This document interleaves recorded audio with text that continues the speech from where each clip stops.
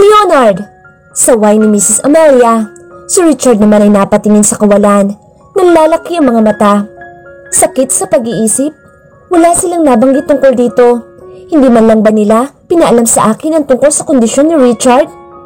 You don't have to worry, Ivy. It is a personality disorder and anxiety pala. Wika ni Mr. Leonard. Bumalik siya kay Richard na ngayon ay nanginginig ang kamay habang mahigpit na nakahawak sa kanyang kutsara tinidor. Hinaplos ko ito para pakalmahin siya. Ngunit hindi iyon umubra. Mas mainam sa kanya ang less pressure working environment. If he doesn't work to be at the top, wala akong magagawa. Ang gamot sa disorder na yan ay ang pagtanggap ng pagkatalo. Aanhin mo maintenance mo kung ikaw mismo ay hindi nagsa-self-improve. That is why, kulang ka pa, Richard. Leonard, that's enough. Not in front of his It's time for Ivy to know the truth. Suwang-sawa na ako sa pagtatago. Aniya at muling bumaling sa akin. Work in the office, Ivy. Be a secretary for the CEO. Clyden fired his previous secretary for being incompetent. I think you are fit for the position. Aniya at nakangiti sa akin. What? Hindi makapaniwalang tanong ni Miss Amelia. Kahit ako ay nagtataka din. Paano niya nasasabing bagay ako sa posisyon kung hindi man lang niya ako nakitang magtrabaho sa opisina? O minsan na ba ako nakapagtrabaho doon bago ako nawala ng alaala? At bakit kay Clyden pa? Napatingin ako kay Mr. Leonard. Hindi kaya magkasabwat silang dalawa ni Clyden? Sinabi ba ni Clyden ang tungkol sa utang ni Richard? Pinakiusapan ba siya ni Clyden na ako maging sekretarya niya? Paano niya naisip na kailangan ko ng trabaho at madali niyang na-offer sa akin ang posisyon? Hindi ko masasagot ang tanong sa isipan ko kung hindi ko tatanungin si Clyden. Malaki nga ang posibilidad na magkasabot nga sila ni Clyden. Wala ko sinabihan na gusto kong magtrabaho kahit na minsan. Nahahalata ni Richard sa akin na gustong-gusto kong maging parte ng fame kahit sa pinakamababang posisyon. She graduated in business administration in the Philippines. Malay mo, dito niya maalala ang lahat. Hindi ba, Richard? Tanong ni Mr. Leonard sa kanyang anak. Hindi naman nagsalita si Richard na siyang ikinatawa ni Mr. Leonard. Nakatikom ang kanyang bibig at kanina patulala. Sa palagay ko, gusto niyang suntukin ang ama niya ngayon dahil sa ginawang panghihiya nito sa aking harapan. Iyon ay kung tatanggapin ni Ivy ang alok ko. Nakangiting sambit ni Mr. Leonard. Alok niya o alok ni Clyden? Hindi ako nag-a-assume, pero bakit akong piniling paglaanan ng atensyon ni Clyden? Ano bang meron sa akin? Napatingin ako kay Richard. Kung tatanggapin ko at hindi nagustuhan ni Richard ang pagpayag ko, siguradong magkakabangayan kaming dalawa sa kondo. Gusto ko, kahit papaano, ay konsidera ang nararamdaman niya. Go ahead, tipid niyang sabi. Buhay mo naman yan at isa pa, may tiwala ako sa'yo. Aniya at hinawakan ng aking kamay at sinundan ng ngiti. Gusto kong magtrabaho pero umatras ang kagustuhan ko dahil si Clyden ang pagsisilbihan ko. Dismayadong napailing na lamang si Mrs. Amelia. Wearing a black pencil skirt and a white blouse under a maxi-length gray coat ay naglakad ako papasok ng fame. Nakasunod lamang ako kay Mr. Leonard at kay Richard na siya mag-i-introduce sa akin sa mga employees at kay Clyden. You had already met him during the CEO election. He's kind and professional. Hindi mo kailangang kabahan, ani Mr. Leonard. Napatakong ako, ngunit sa likuran ng aking isipan ay gusto kong tumawa. Kind and professional ha? Kung alam lang nilang minsan ko na siyang nakausap at hindi naging maganda ang pag-uusap naming dalawa. Nang bumukas ang elevator ay agad na yumuko ang mga employees para magbigay galang sa dalawa. Ako ay nakasunod lang sa kanilang likuran at hindi man lang ako nagawang lingunin ni Richard na para bang hindi niya ako kinikilalang asawa. He's been spacing out mula pa kanina. Nang bumukas ang pintuan ay malakas na pagpadi ni Mr. Leonard ang iginawad niya kay Clyden. Bumilis ang tahip ng aking puso, lalo na nang bumaling siya sa akin. Medyo inaantok pa ako. I have been flying from Manila then back to Rome. Hindi lang fame ang hinahawakan ko. Aniya, nang kamustahin siya ni Mr. Leonard. Hindi niya inaalis ang mga mata sa akin. Hindi kinaya ng personal assistant ko, kaya nag-resign. Aniya at tumawa. Saka niya inalis ang tingin sa akin. It's a good practice for interlocking directorates. Kaya malaki ang tiwala ko sa'yo. You can lead not just only one industry. Puri ni Mr. Leonard at tumingin sa akin. I suggest Ivy Gozon, Richard's wife, to be your secretary. She can be your personal assistant if you want, but make sure to return her to her husband after work. Biro ng matanda at tumawa. Pa, rinig ko ang pag-alma ni Richard. Bakit siya natatakot sa sariling ama? Bakit hindi niya ako magawang ipaglaban? Pareho lang kaming tauhan dito. Ngumisi si Clyden at umiling. Certainly. Tipid niyang sagot at muling tumingin sa akin. How about Richard? Na, a strictly prohibited romance in the office. Tumawa naman si Mr. Leonard. Napansin ko ang pagkuyom ng kamao ni Richard. Alam kong hindi niya nagugustuhan ang sinabi ng ama, pero wala siyang ginagawa kung hindi ang makinig. Kahit ako ay gusto kong umalma kung pwede, sa ibang posisyon na lang ako ilagay at huwag kay Clyden. Pero natatakot akong umalma. Natatakot ako sa mga Gozon dahil hindi ko alam kung ano ang pwede nilang gawin kung sakaling may humarang sa desisyon nila. Isa sa mga kinabibiliban ko kay Clyden ay ang pagkuha niya ng tiwala ni Mr. Leonard. Pwede mo siyang kilalanin, ani Mr. Leonard at suminyas kay Richard para makalabas ng pintuan. Nagkatinginan kami ng asawa ko bago tuluyang sumara ang pintuan, leaving me alone with Clyden. Nakatago ang kanyang dalawang kamay sa kanyang mga bulsa nang humakbang papalapit sa akin. Ilang sandali pa'y unti-unting sumilay ang ngisi sa kanyang labi. Sa akin pa din ang bagsak mo, Mrs. Gozon. Nabasag ang picture frame namin dalawa nang makarating kami ng bahay. Sinara ko ang pintuan at agad na lumapit sa kanya para pakalmahin siya. Richard! Kalmado kong tawag sa kanyang pangalan pero pinagdilatan niya lang ako ng tingin. Sinubukan ko siyang tapikin sa balikat pero mabilis siyang umiwas at sinipa ang sofa bago tuluyang umupo habang sinasapo ang kanyang ulo ng kanyang dalawang palad. Bakit hindi ka umalma? May gusto ka ba sa Gutchenko na iyon? Tanong niya sa akin. Wala, Richard. Hindi ko napigilan ang pagtaas ng boses ko dahil sa gulat. Tumabi ako sa kanya at napatingin sa picture frame na nawasak sa sahig. Pakiramdam ko, may bago akong kalaban. Hindi ko alam kung kailan ako mananalo kung pati sarili kong ama ay hindi ako magawang suportahan. Aniya at umiling. Mabilis ang paghabol niya sa kanyang hininga habang tumitingin sa kawalan. Lahat na lang ng taong nagiging hadlang sa mga plano niya ay kinukonsidera niyang kalaban. Kung pagsasabihan mo naman, ikaw pa nagiging mali dahil hindi mo naiintindihan ang pinupunto niya. I won't let that Gutchenko win kung ano man ang pinaplano niya. Buntong hininga ang pinakawalan ko at hindi na lang nagsalita. Pagkatapos ng orientation, araw ko ngayon para sa training. Akala ko, sasakit ang ulo ko sa aking mga naririnig na bagong salita tungkol sa business. Pero hindi ko naramdaman iyon throughout the day. Mas lalo akong na-excite sa tuwing may bago ako natututunan. Ikaw ba ang bagong CEO secretary? Tanong sa akin ng isang babae habang nagtitimpla ako ng kape sa pantry. Hindi ako nagulat dahil sa bigla niyang pagsasalita gayong nag-iisa lamang ako sa silid. Kung hindi, sa pananagalog niya.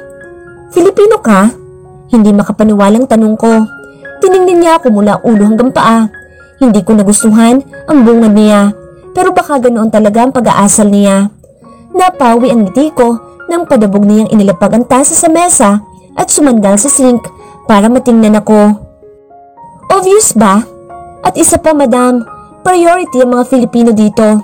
Majority sa mga employees. Aniya at bumaling sa kasama niyang babae. Hindi ko napansin na may kasama siya, pero sa tingin ko ay Pinoy din ito. Mas prefer nila ang pag-uugali ng mga Asian kaysa sa mga Italian. Kibit-balikat niyang patuloy. Siyempre, kabisado nila tayo eh. Doon din sila nanggaling eh. Kalmadong sabi ng isa at inayos ang suot na salamin. Tumingin siya sa akin at saka niya inabot ang aking kamay for shake hands na tinanggap ko naman.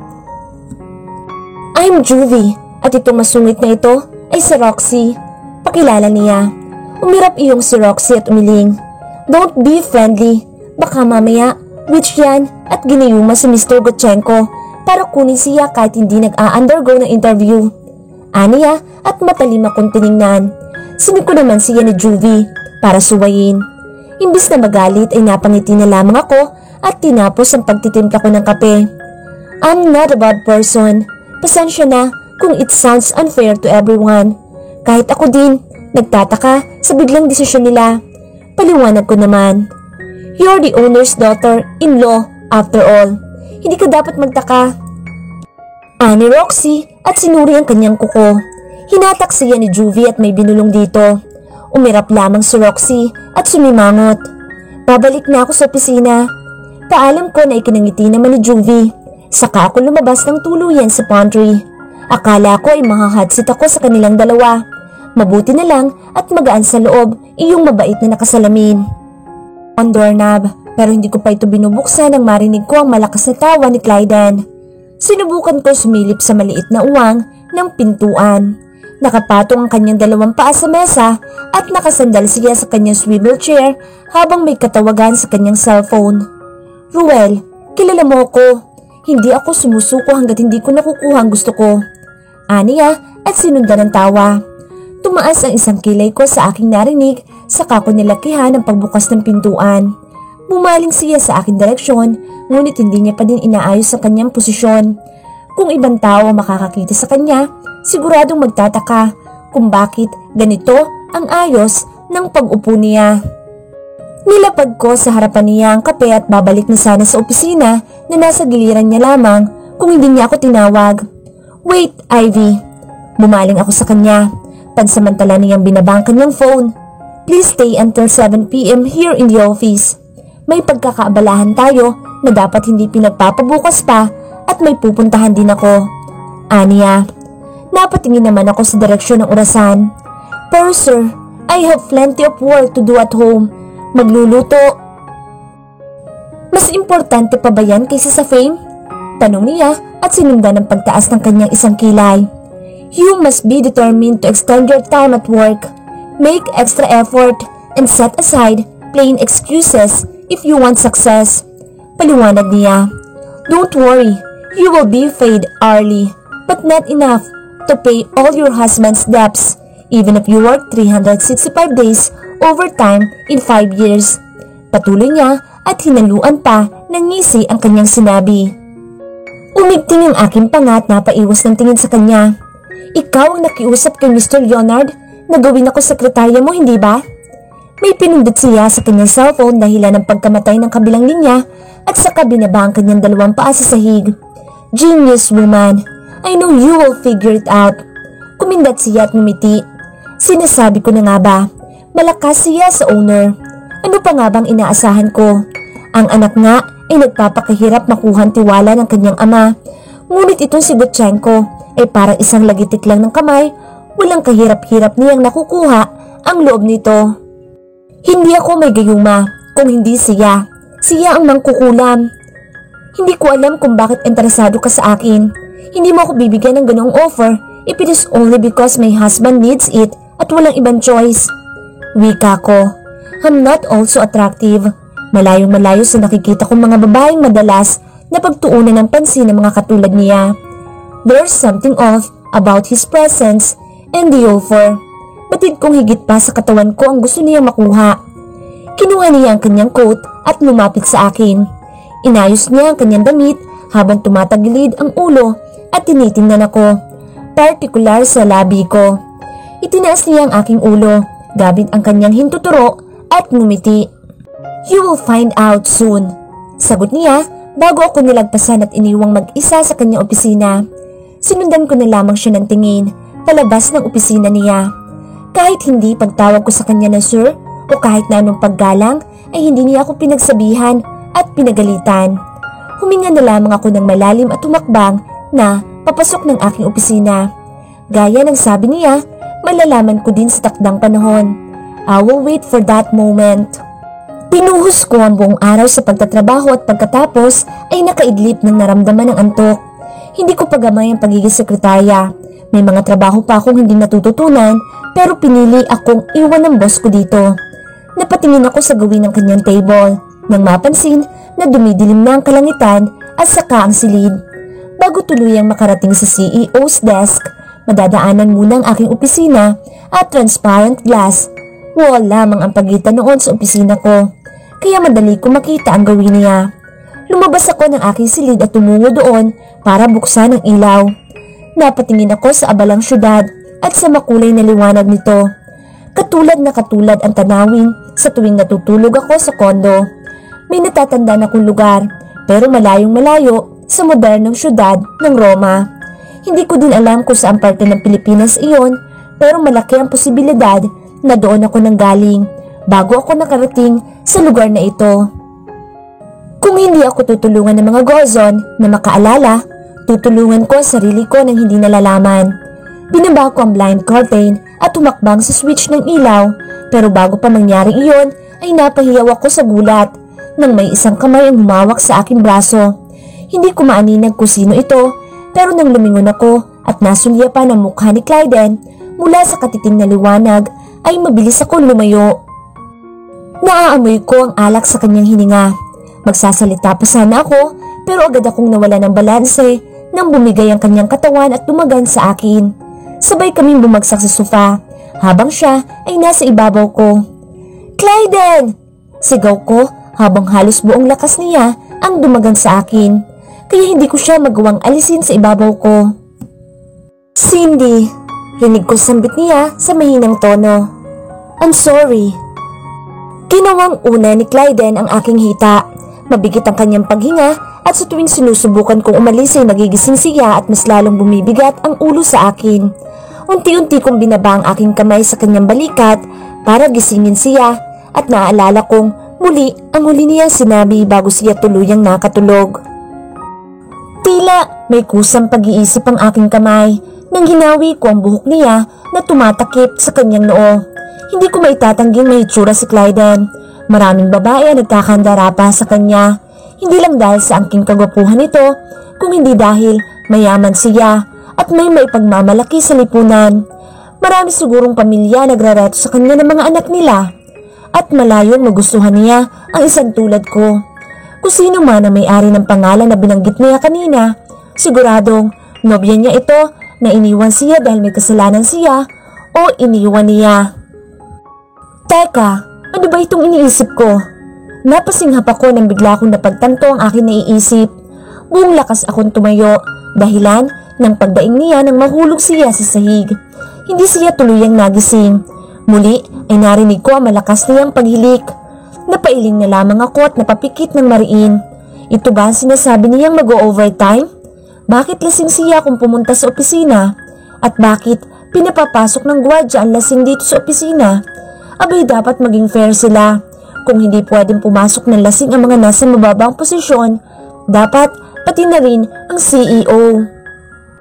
Iiwan ko na sana siya doon, ngunit napahinto ako nang marinig muli ang malakas niyang paghilik. Lumingon ako sa kanya at lumapit. Hinubad ko ang aking fully length coat at ipinantakip sa kanya bago ako tumayong muli at kinuha ang aking bag sa opisina para makalabas na.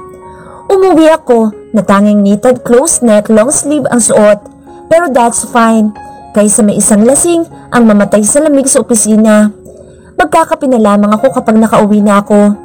Ngunit nang may sara ang pinto ng kondo, narinig ko ang pagsalubong sa akin ni Richard. "Buti naman at nakauwi ka ng buhay," sarkastiko niyang sabi at patabog na itinapon ang sigarilyo sa ashtray at naunang umakyat sa hagdan na tila iritable. Napayuko na lamang ako sa kanyang inasal. Kailangan atang maghanda sa susunod pang mga araw dahil alam kong mas malala pa dito ang magiging pagtatalo namin. Late na akong pumasok kinabukasan. Mukhang kailangan ko sumabay kay Richard sa tuwing pumupunta siya dito, pero madalas siya sa planta tuwing maaga siyang umaalis ng kondo. Walang katok-katok akong pumasok at agad na dumapo ang paningin ko sa bagong ligo na si Clyden. May malaking paper bag sa kanyang mesa habang nakabalot naman ng towel ang ibabang katawan niya. Agad nilaki ang mga mata ko nang makita ang namamasa niyang katawan at buhok bago ako tumalikod. "Clyden, this is not your home. Sana..." Naputo na sasabihin ko nang bigla siyang sumingit. You left me alone last night. Ni hindi mo ako ginising or nag-book ng ticket sa isang hotel. What do you expect me to do? Buti na lang may shower dito. Tanong niya. Kunot noo at nakaawang ang labi kong bumaling sa kanya. Hindi naman porket iniwan siya, dito na siya maliligo na parang bahay lang. Napalunok ako nang matalimang ipinukol niyang titig at lumapit sa akin. Umiwas ako ng tingin nang maramdaman ang init sa paligid despite having a fully air-conditioned room and cold weather. Ivy, time is gold. I'm not a latecomer like you. Marami pa ako magagawa sa libreng oras ko. Patuloy niya. Kaya hindi siya umuwi kasi sayang ang oras kapag umuwi siya. Napangisi ako at muling nakipagtitigan sa kanya. He's so damn hot on those messy and wet-looking hair. Hindi ko na nagugustuhan ang iniisip ko sa mga oras na ito. Time is gold for you, Mr. CEO, pero may oras kang magpakalasing kagabi. Ang nagpapahalaga ng oras niya ay sinayang ang oras ng iba para lang maghintay sa kanya sa wala sa opisina. Welta ko sa kanya. Napakurap ang kanyang mga mata. That's why I'm here earlier than my secretary's arrival. Well, have to begin what we didn't start yesterday night. Aniya at may kinuhang isang folder at ibinigay sa akin. Tinanggap ko ito at kunot noong binasa ang title na may sulat kamay. Including that one, my business proposal for financing your husband debts. Hindi ako makapaniwalang napatingin sa kanya. Nakapamewang siyang lumapit sa akin at ikinawit ang hibla ng buhok ko sa likuran ng aking tenga. I'm no coward. I got whatever I want. Iniyakap ko sa aking sarili ang folder na binigay niya at napaatras nang mas lalo siyang lumapit sa akin, closing the distance between us. Akala ko ay hahapitin niya ako palapit sa kanya, ngunit narinig ko ang paglock niya ng pintuan sa aking likuran. Ngumisi siya sa reaksyon ko bago siya tumalikod at kinuha ang paper bag. You can watch me wearing these clothes if you wish. Di kita pipigilan. Nanuniyang sabi niya, sabay mapanlokong ngumiti at bago pa man mahulog ang towel na suot-suot niya, ay mabilis na akong tumalikod. Napapikit ako ng mariin nang makapasok ako ng sariling opisina. Hindi ako interesado sa katawan niya at hindi ko din gustong masira ang tiwala sa akin ni Richard. Pero paano kung wala ng ibang paraan kung hindi ang tanggapin ang alok niya?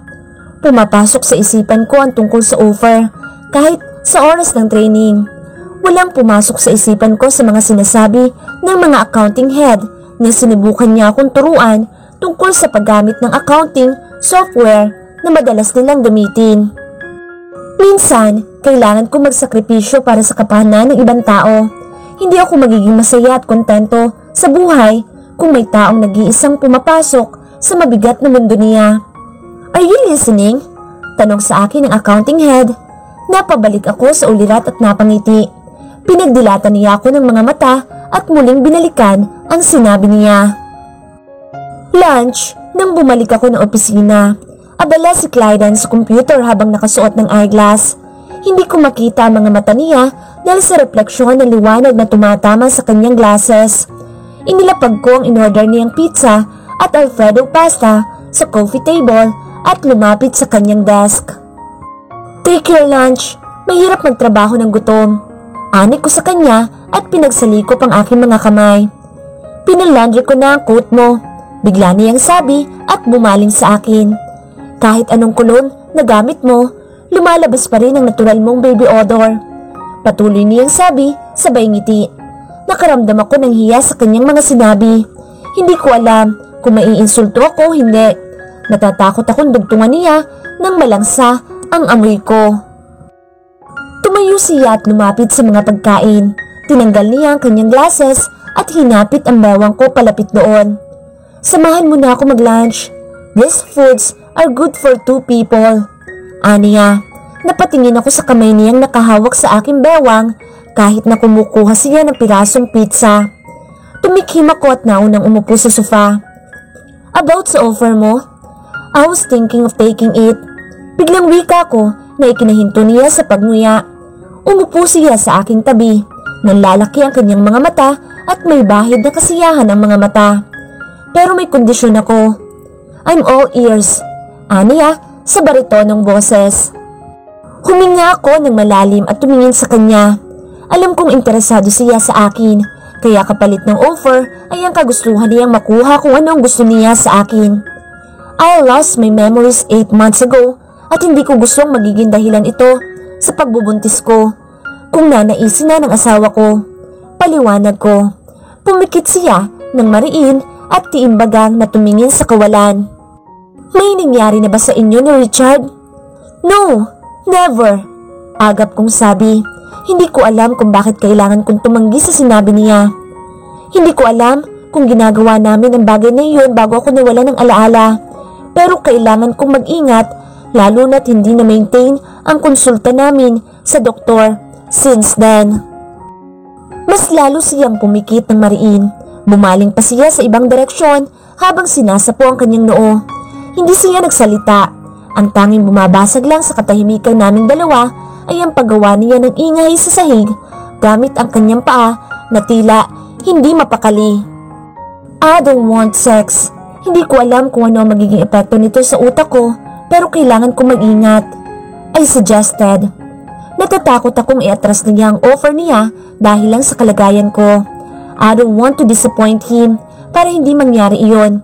Pero gagamitin ko ang sitwasyon ko para makuha ang offer nang walang ginagawang masama kasama si Clyden. Humarap siya at sapu-sapu pa rin ang kanyang noo. Ang kanyang mga mata ay namumula pati ang kanyang pisngi. Bakit hindi mo pinilit ang asawa mong magpakonsulta sa doktor? Paano kung may nangyaring masama sa iyo? Umiling ako at hindi makapagsalita. Bakit galit ang kanyang boses? Wala naman akong naalalang may nasabing masama sa kanya. Ginaman niya ang kanyang buhok at nalilisik ang mga matang tumingin sa akin nang siyang mabilis na tumayo. Napatayo na rin ako sa gulat sa kanyang inasta. Are you really that submissive? Ivy, no. Aniya at tinakpan ang kanyang mukha. Hindi ko maintindihan kung saan siya nagiging frustrated. Sinubukan ko siyang abutin nang maramdaman ko ang pamimigat ng aking puso. I feel like I don't want to see him like this. O ganito ako noon pa sa tuwing may nakikitang tao na nafu-frustrate.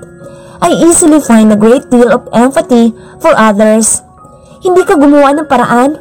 Social media, platforms, search your name in the internet. Umiling ako. I tried more than twice pero wala akong nakitang Ivy Gozon sa kahit na anong social media platforms except sa website ng Fame kung saan may maikling information na nakalagay doon tungkol sa akin bilang asawa ni Richard Gozon. Napatingin si Clyden sa akin. Pulang-pulang kanyang mga mata. Sa ayaw at sa gusto mo, you were going to accept my offer. Kalmado niyang sabi. Hinaklit niya ang aking pulso at mabilis kaming umalis ng opisina. Nanlaki ang mga mata ko sa kanyang sinabi. Hindi ko nakukuha ang sagot niya sa kondisyon ko. Saan tayo pupunta? In my place. I don't remember at all. Sagot ko sa doktor na sumuri sa akin. Tinatanong niya kung ano nangyari pagkatapos ng aksidente at kung sino ang kasama ko. Nagsimula ang alaala ko nang nagising ako at nakilala ko ang mga Gozon. Pinagsalikop ko ang aking mga kamay at napatingin kay Clyden na ngayon ay tinititigan lang ako. Pati ang doktor ay huminga ng malalim at napasandal sa kanyang swivel chair. Your case is no different from dissociative amnesia, wherein a person diagnosed with it cannot remember important information about his life. Paliwanag ng doktor. Does this type of amnesia can get from an accident? Tanong ni Clyden. Napatingin ang doktor sa kanya at inayos ang kanyang salamin sa mata. Yes, but most cases are linked to traumatic events such as war, abuse, disasters. She may have suffered trauma from witnessing accidents. Patuloy ng doktor sa kanya. Hindi naman ako nakapagsalita. Wala akong maalala. Ni hindi ko alam na may nangyaring aksidente kung walang sinabi sa akin si Richard. Napatingin muli si Clyden sa akin. Bakas sa kanyang mukha ang pagkalito. You mean she couldn't get amnesia from the car accident, but from witnessing it? You said it was linked to a traumatic event. Sandaling napapikit ang doktor. That's why I'm asking about a copy of the CT scan result earlier to see if she has a skull fracture. There are also possibilities that she was involved in a car accident, had head trauma, and unable to remember everything afterward. Muling paliwanag ng doktor. I'm asking about the further details of the accident. Patuloy nito. Napakagat ako ng labi.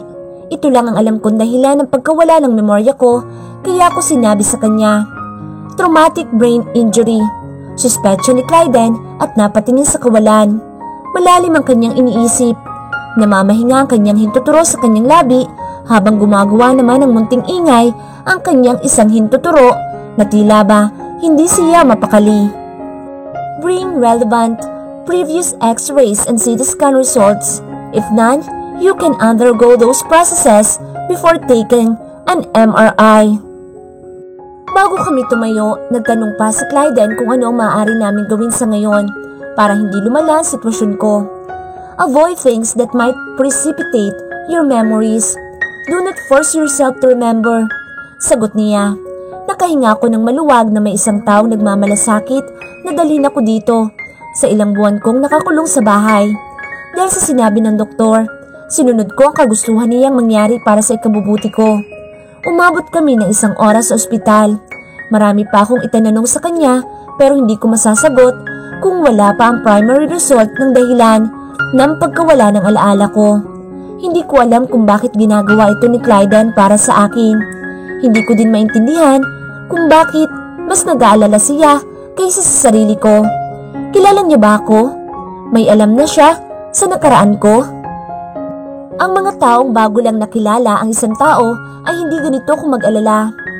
Ani ng Dr. Franco ay susuriin niya akong muli. Umalis kami ng ospital pagkatapos at nang makapasok kami sa sasakyan ni Clyden ay doon ako nagkaroon ng tsansang kausapin siya. Bakit ka nag-aalala para sa akin? Tanong ko matapos niyang maikabit ang seatbelt. Inayos niya ang kanyang rear view mirror at sumulyap sa akin bago binuhay ang engine. Paano mo nasabi? Halata sa mukha mo. Sagot ko naman. Hindi niya agad pinatakbo ang sasakyan. Nakaandar na ito, ngunit hindi pa kami nakakaalis kung saan niya pinarada ang sasakyan. May alam ka ba tungkol sa akin? Tungkol sa nakaraan ko? Nautal kong tanong sa kanya. Hindi siya agad nakapagsalita o kahit ang tingnan man lang ako sa mukha. Nakatuon ang atensyon niya sa unahan. Nakatingin sa mga taong dumaraan.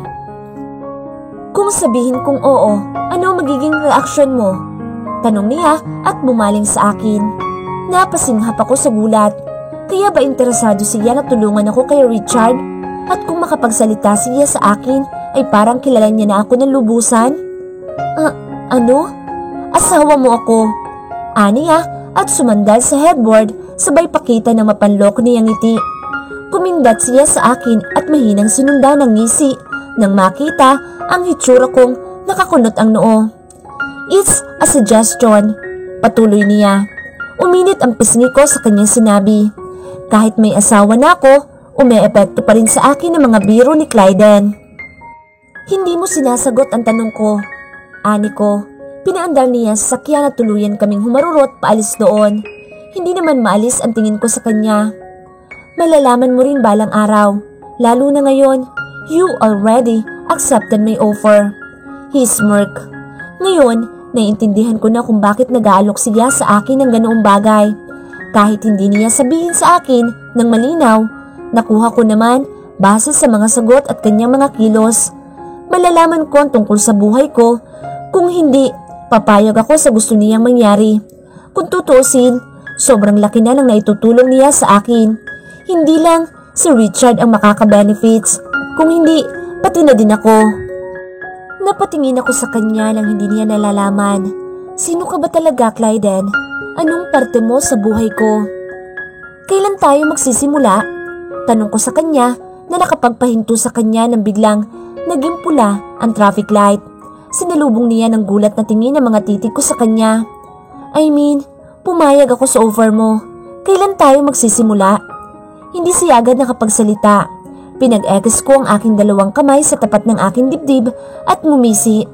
Ano bang mukha yan, Clyden? Hindi ba sabi mo, sa ayaw at sa gusto ko, tatanggapin ko ang alok mo? Tapos ikaw itong magugulat pag gusto ko na mag-umpisa tayo? Ani ko at umiling. Sambit niya. Pumikit siya at umiwas ng tingin sa akin. Nasulyapan ko ang multo ng ngiti ng kanyang labi bago siya muling bumaling sa akin na may seryosong mukha. Ngayong araw? I rent a penthouse around this area. Ngayong araw? Bigla akong tanong. May trabaho pa kami at sa pagkakaalala ko, may tinatapos siyang trabaho na ang deadline ay bukas ng umaga. Tumaas ang sulok ng kanyang kilay. Remember that you are not just my secretary. Sa iyo ako magpaparaos.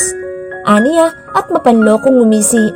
Umiling na lamang ako at sumenyas na kailangan na niyang patakbuhin ng sasakyan nang marinig ang busina sa aming likuran. Nakarating kami sa penthouse niya. Nasa pinakamataas na palapag ito ng kondo. Come in, aniya, habang nilalakihan ang pagbukas ng pintuan. Hindi niya binuksan ang ilaw sa dining area. Inilibot ko ang buong mga mata sa paligid at namangha sa ganda nito kahit na wala masyadong kagamitan. Mga importanteng bagay lang katulad ng sofa, coffee table, and relevant devices. Itim, brown at putila mga makulay nito. Iyong Cindy ba ay nasa Pilipinas? Tanong ko habang hindi nakatingin sa kanya. Kinuha kong picture frame ng isang aso sa gilid ng sofa. Sigurado akong binili niya lang ito at nilagay dito nang hindi kinukuha ang nakapaloob na litrato ng aso. Hindi siya nagsalita kaya humarap ako sa kanya. Nakaawang ang labi niya at baka sa kanyang mukha na bahagya siyang nagulat. Paano mo nalaman? Hindi niya natapos ang tanong niya.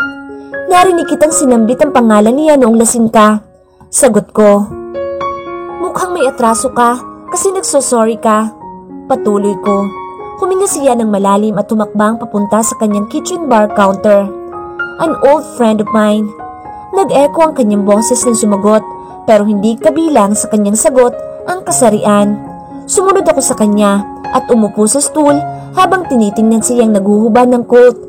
Living with white blouse na hapit sa kanyang katawan.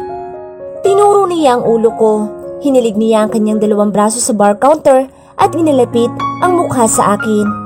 Nagkatinginan kaming dalawa. Now, he sounds concerned about my health. Ibang-iba kay Richard na minsan ay nagbibitiw na masasakit na salita. Napagtanto kong hindi ko siya gustong bitiwan. Clyden is my key to the truth. Ang sagot sa mga katanungan ko. Kailangan nating idaan sa malinis na paraan ang pagdedeposit ng amount sa fund para walang makahalata. I'll conduct a meeting with auditors and financial department tomorrow na may alam sa illegal withdrawal ni Richard. Aniya habang nakatingin lamang sa akin.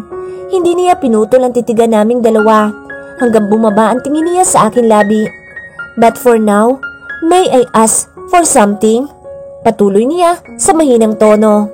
Mabilis ang tahip ng aking puso at hindi ko na nagawang umalma nang itinaas niya ang aking baba gamit ang kanyang daliri at dinampian ng halik ang labi ko.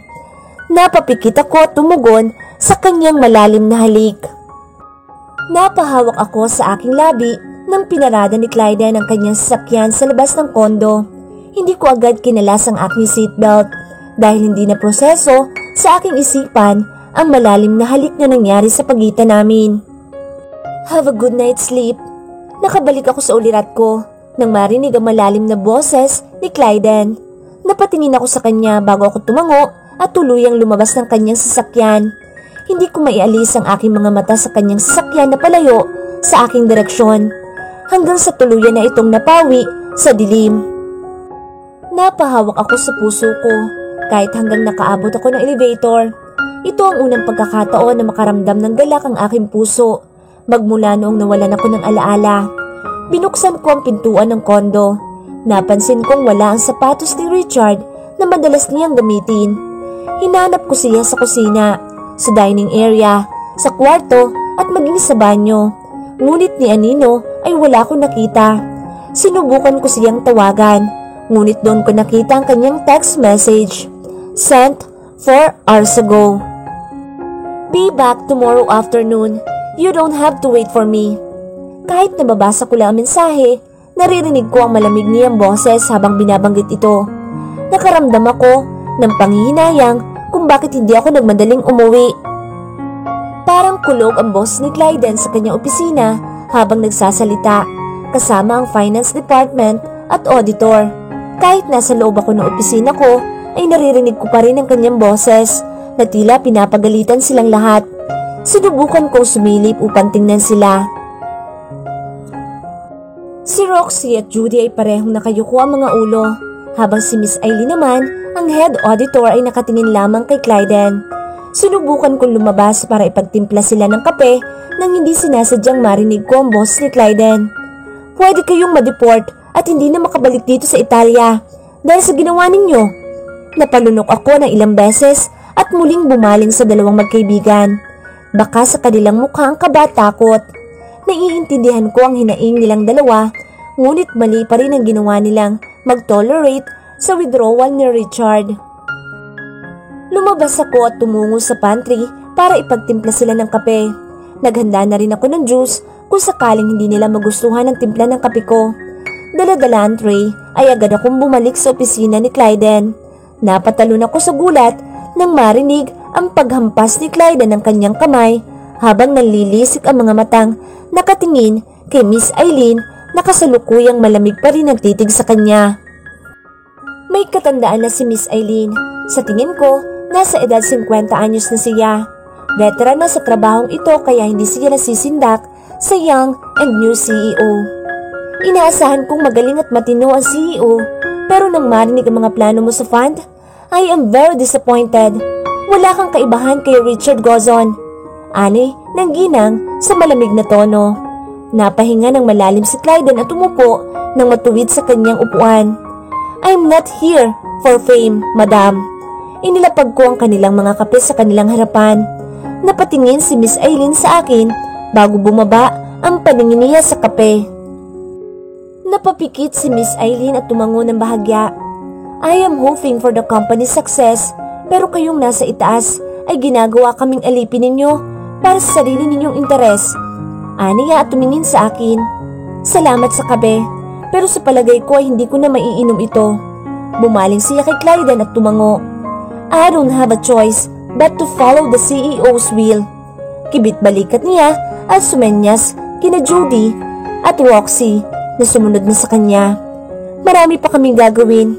Would you excuse us? Please? Patuloy nito at umalis na ng tuluyan. Nang sumara ang pintuan ay nilaro ni Clyden ang ballpen sa kanyang kamay habang nakatingin sa direksyon ng pinto. Bumaling siya sa akin na nakangiti.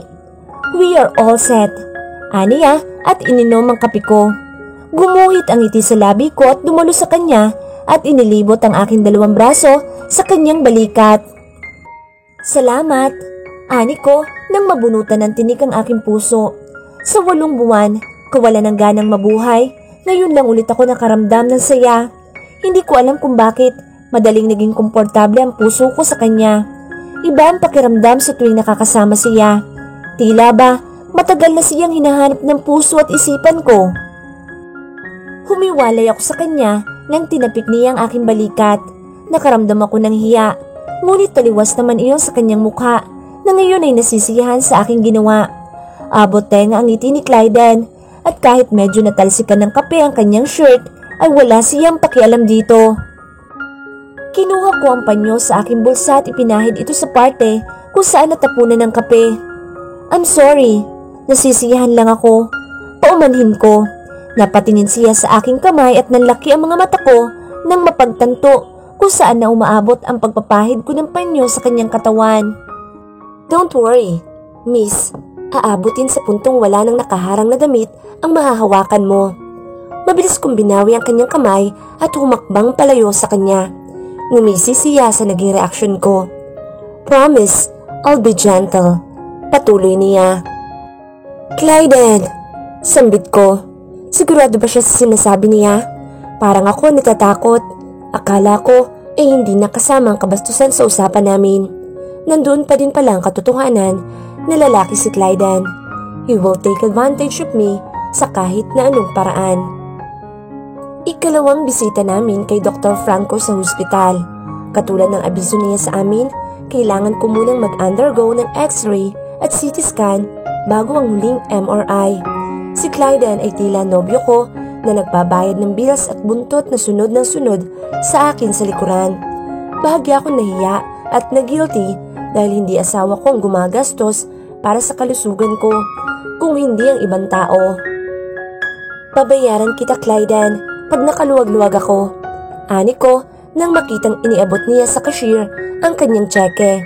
Bumaling siya sa akin at gumisi. You don't have to pay me. Paligayahin mo lang ako, sapat na iyon. Sagot niya at ngumisi. Kahit pamumunting salapi lang ito para sa kanya, galing pa rin ang perang pinambayad niya sa sariling pawis at sipag. Katulad sa ipinambabayad niyang utang kay Richard. Hindi ko kailangan magmatigas dahil para sa amin naman ni Richard ang ginagawa ni Clyden. Tumango ako nang iniabot niya ang receipt sa akin. Tinago ko ito sa aking bag at nakipagtitigan sa kanya. Ngumisi siya at inilapit ang mukha sa aking tenga. Guess what? Ang sabi ni Dr. Franco, we can do it gently pero hindi kailangan palagi since hindi pa matukoy kung ano ang sanhi ng pagkawala ng memorya mo. Aniya, nalalaki ang mga mata ko sa gulat habang palabas kami ng ospital. Tinanong mo siya? Hindi makapaniwalang tanong ko. Napatingin pa sa direksyon namin ang mga pasyenteng naghihintay ng kanilang doktor for check-ups dahil sa lakas ng boses ko. Hinawakan niya ang aking bewang at iginiya sa exit palabas sa kasi at tumango. Pumikit ako ng madiin na naging dahilan ng pagtawa niya. What's wrong with it? Magtataka ang doktor kung sasabihin kong magkaibigan lang tayo. Hindi ako nagbabayad ng kahit gaanong kalaking salapi para lang sa isang kaibigan. Aniya. Nakakahiya, Clyden. Ani ko at tumungo na sa nakaparadang sasakyan niya. Hinayaan niya ako maglakad at saka siya sumunod sa likuran ko. Palubog na ang araw. Kulay kahal na liwanag ng kalangitan nang napagdesisyonan ni Clyden na iuwi ako sa kondo. Hindi ko pa gustong umalis. Gusto ko pa siyang makasama hanggang lumalim ang gabi pero baka sa puntong ito ay nakarating na si Richard sa kondo. Inabutan kami ng pagdilim ng kalangitan. Nagkaroon kasi ng salpukan ng dalawang sasakyan sa unahan na nagdulot ng mahabang traffic sa daan patungo sa kondo. Tanging musika lamang ang bumabasag sa katahimikan na namuo sa pagitan namin ni Clyden. Paano kung biglang bigkas ni Clyden? Nagdadalawang isip kung sasabihin niya o hindi. Napatingin ako sa kanya. Nakatingin lamang siya sa unahan habang naghihintay na umusad ang trapiko. Paano kung malaman mong isang kasinungalingan lamang ang nakapaligid sa iyo? Patuloy niyang tanong. Huminga ako ng malalim at isinandal ang ulo sa headrest. Ang tanong na iyon ay gumulo sa aking isipan. Hindi ko din alam kung ano magiging reaksyon ko. Kahit possibilities lang ito, kalahati ay magiging totoo. Siguro, unang magiging reaksyon ko ay masasaktan ako. Ani ko at ngumiti. Pinasa niya ang kanyang ibabang labi at tumango. Would you leave, Richard? Tanong niya. Natigilan ako at napatingin sa kanyang nangungusap na mga mata. Umiwas ako at kunot noong napatingin sa kawalan. Bakit niya tinatanong? Kabilang ba si Richard sa nagsisinungaling sa akin? Hindi ko alam sa ngayon. Wala pa ako sa puntong iyon. I answered hesitantly. There's a trace of despair in his voice. May iwan ko ba si Richard kapag nalaman ko nagsinungaling siya sa akin? I spent 8 months living with him.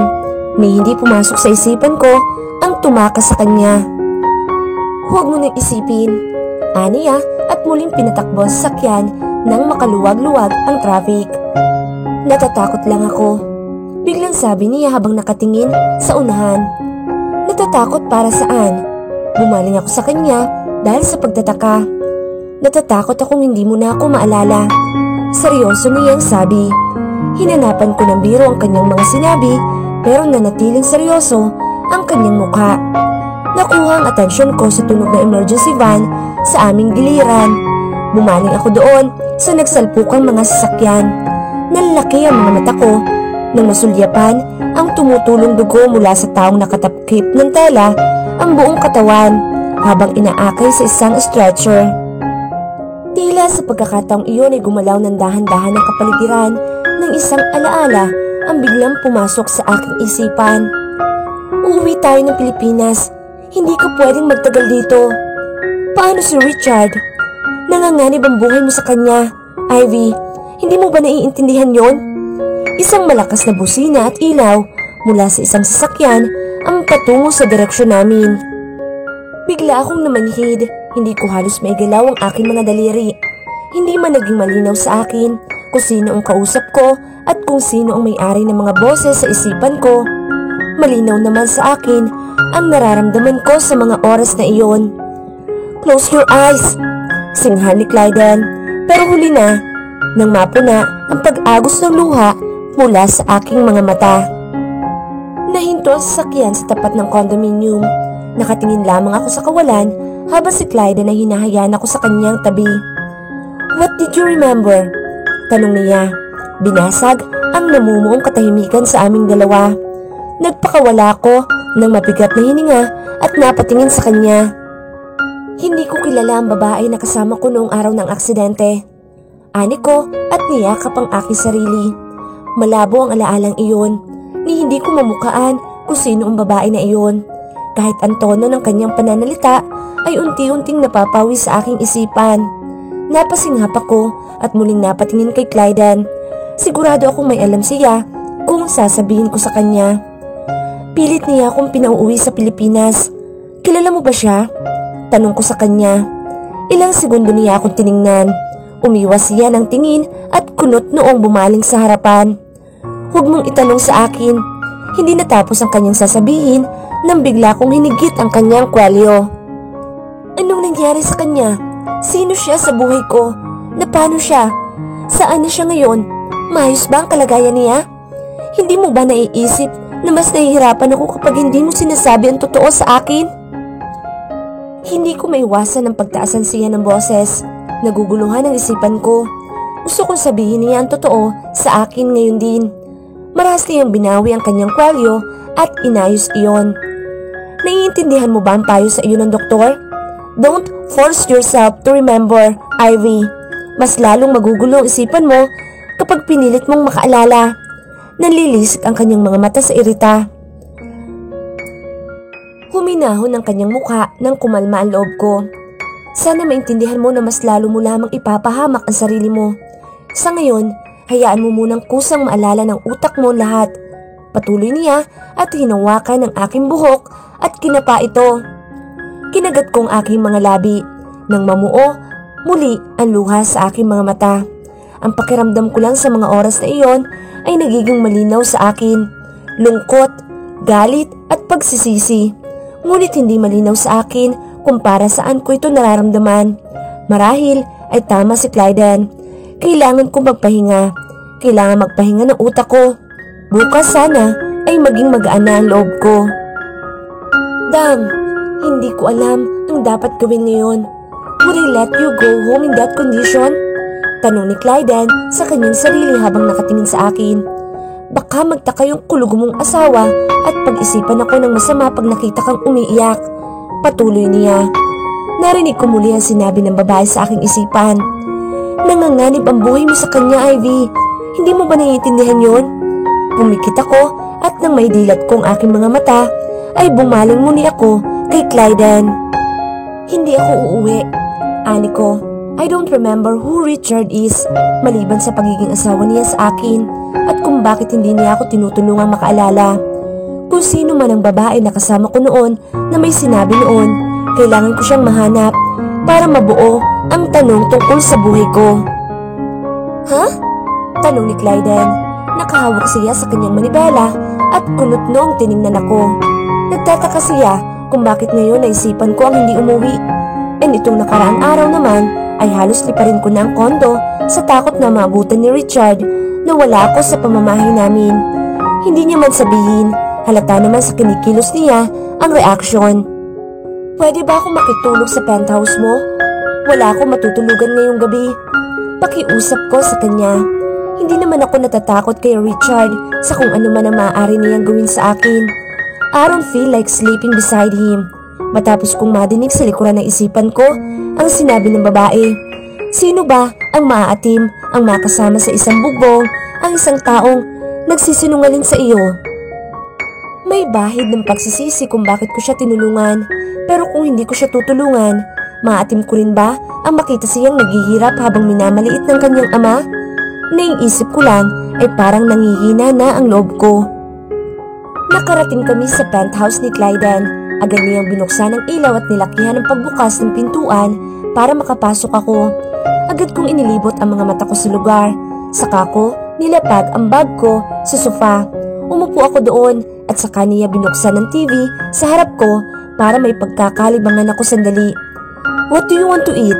I can cook. Nag-echo ang boses niya sa loob ng bahay nang tinanong ako.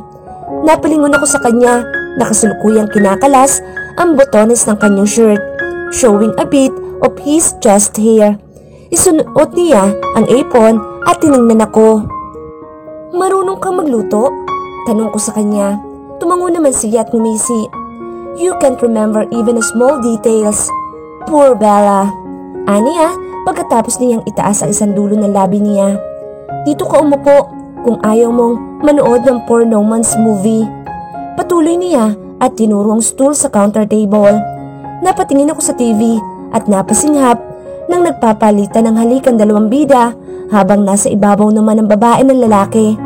Bala kong patayin pero hindi ko alam kung paano, kaya hinayaan ko nang umandar ito at nagtungo palapit kay Clyden. Nang umupo ako ay naalala kong doon kami nagpalitan ng halik ni Clyden. Unang halik naming dalawa sa gawing ito. Pinamulahan ako ng pisngi nang mapagtanto iyon, pero habang nakatingin ako sa kanyang likuran ay tila hindi naman big deal iyon sa kanya o nakalimutan niya. Napahinga ako ng malalim sa dismaya. Mga lalaki talaga. Kahit ba ang paborito mong pagkain, nakalimutan mo na din? Tanong niya sa akin nang hindi humaharap. Abala siya sa paghihiwa ng mga rekados na kanyang gagamitin. Pumahalumbaba ako sa counter table at napaisip. Kanin at pitsyado. Sagot ko sa kanya. Hindi din sigurado. Basta may ulam na bagay para sa kanin ay okay na ako. Narinig ko ang kanyang biglaang paghalakhak at tumingin sa akin. Sa pagkakaalala ko, hindi ka masyadong kumakain ng kanin kasi nakakataba. Aniya habang nakatingin sa akin. Mukhang kailangan ko magluto ng kanin para sa reyna ko. Patuloy niya. Akala ko ba hindi ka magkukwento tungkol sa akin kasi nakakasama sa kalagayan ko? Bakit ang daldal mo ngayon? Tanong ko sa kanya. Napawi ang ngiti sa kanyang labi at nahinto siya sa kakahiwa ng karne. Gusto ko lang pagaanin ang loob mo kahit ganitong paraan. Sagot niya naman. Hindi na ako nagsalita pa.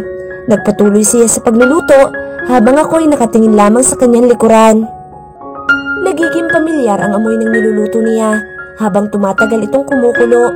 Marahil ay malaki ang parte ni Clyden sa buhay ko. Isa ba siyang kaibigan, kababata, at nandito ba siya para sunduin ako? O kamag-anak? Napailing ako sa huling naisip. Walang kamag-anak ang mag-o-offer ng kalibugan sa akin para lang tulungan ng asawa ko at isa pa. Malayong maging kamag-anak ko si Clyden. Tila ang lahi niya ay hindi nagbubunga ng mga simpleng katulad ko. Matapos magluto ay kumain kami sa sabay ni Clyden. He was silently watching me eating at nakapagpa-awkward iyon sa akin. Gayunpaman, na-manage kong maubos ang niluto niyang beef and mushroom stew. Nalito ako kung saan ako matutulog pagkatapos kumain. Tila napansin ni Clyden ang balisa kong mukha at alam na niya agad ang nasa isipan ko. I'm a gentleman, Bella, and I don't want to force you to sleep with me. It's your call when. Aniya at inihagis ang susi ng kanyang kwarto sa akin. Agad ko naman itong nasalo. Paano ka? Kung may konsensya ka, pwede mo akong patulugin sa tabi mo. At kung wala, ilak mo ang kwarto at hayaan mo akong manlamig dito sa labas. Aniya, napatingin naman ako sa fireplace na nasa giliran lamang ng sofa. Hindi naman siguro siya manlalamig kung gagamitin niya yan. Pero, penthouse ito ni Clyden at ako'y isang hamak na bisita lamang. Bakit ako ang pagdidesisyonin niya? hindi ba dapat siya? Kasi siya may-ari ng lugar na ito. Wala bang ibang kwarto? May bakante pero walang laman. Sagot niya at nagkibit balikat. Numuwi ako. Kung may mangyayari man sa amin ni Clyden, wala naman sigurong kaibahan iyon kapag natulog kaming magkatabi, hindi ba? Sleep next to me, Ren. Alam kong malawak ang higaan mo. Kasya kahit ang 4 na tao. Sagot ko na siyang ikinangiti ng kanyang labi sa saya. He smirked. I know, you were going to say it. Tumindat siya at naunang naglakad paitaas sa hagdan.